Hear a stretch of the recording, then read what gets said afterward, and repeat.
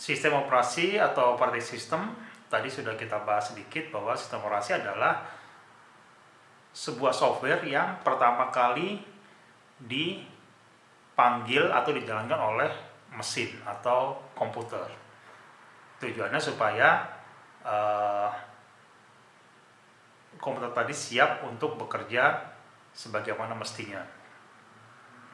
Karena sistem operasi tadi dia menginisialisasi seluruh resources sumber daya yang ada di mesin tersebut atau di hardware tersebut. Nah, yang sering kita dengar adalah Microsoft Windows, ada Mac, ada Linux, atau Android di smartphone, lalu iOS, dan sebagainya. Bahkan kalau kita mau lebih lanjut lagi, dikenal juga ada Unix, ada IBM OS2, dan masih banyak lagi. Nah, operating system tadi itu sebenarnya ada 5 fungsi yang mereka jalankan, yang mereka miliki. Yang pertama adalah fungsi interface. Interface itu adalah antarmuka. Jadi si user atau biasanya pengguna itu bisa menggunakan sistem operasi dengan mudah. Jadi fungsi yang pertama adalah interface. Contohnya saya mau mengcopy file dari direktori ini ke direktori ini. Biasanya kita tinggal klik aja kan, pindah atau mengcopy filenya.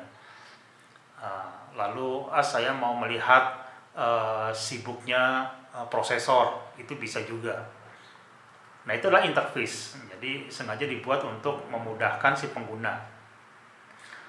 Fungsi yang kedua adalah resource management atau pengelolaan sumber daya. Jadi sistem operasi tadi seperti yang sudah disampaikan tadi, dia memonitor, mengendalikan, memanage ya semua resources. Contohnya ada hard disk, ada memori, ada port-port I/O, prosesor dan sebagainya, itu dilakukan oleh sistem operasi. Lalu task management atau pengelolaan tugas. Jadi komputer itu kan bekerja, dia memanggil ini, menjalankan software khusus. Bahkan contohnya kita sambil mengetik, juga sambil mendengarkan musik, juga mungkin juga disambi dengan main game.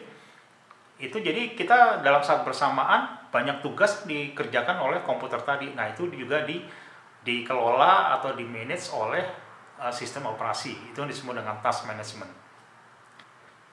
Yang keempat adalah file management atau pengelolaan file. Contohnya adalah kita bisa mengcopy file dari direktori ini ke direktori ini, atau menghapus file tertentu, atau bahkan menghapus file dari satu direktori, dan sebagainya. Itu adalah bentuk dari file management yang dilakukan oleh sistem operasi. Nah, yang terakhir adalah utilities atau utilitas. Ini adalah sebuah program atau tools bagian dari sistem operasi yang membantu pengguna untuk bisa memonitor, menganalisa, mengkonfigurasi, atau melakukan optimisasi, dan memelihara sumber daya yang ada pada komputer tersebut. Sebagai contoh, disk partition.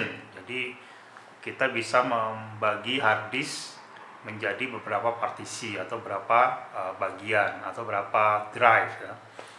Lalu network monitor atau setup. Jadi kita bisa melakukan setup jaringan kita, baik itu WiFi atau local area network atau lainnya.